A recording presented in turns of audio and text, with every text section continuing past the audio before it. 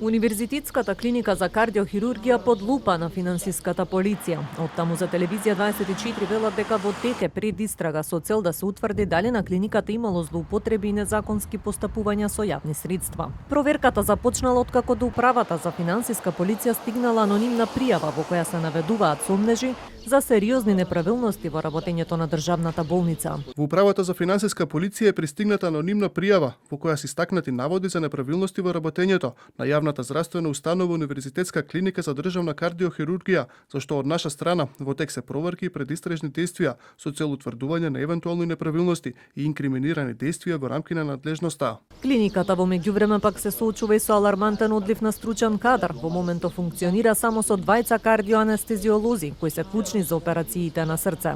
Министерот за здравство најави дека дел од проблемот ќе се решава со ангажман на доктори од Словенија кои би работеле заедно со нашите хирурзи за да нема застој во операциите. Но освен најавите, за сега нема конкретни информации кога тоа ќе се реализира. Од Министерството за здравство велат дека до прва треба да се потпише договорот.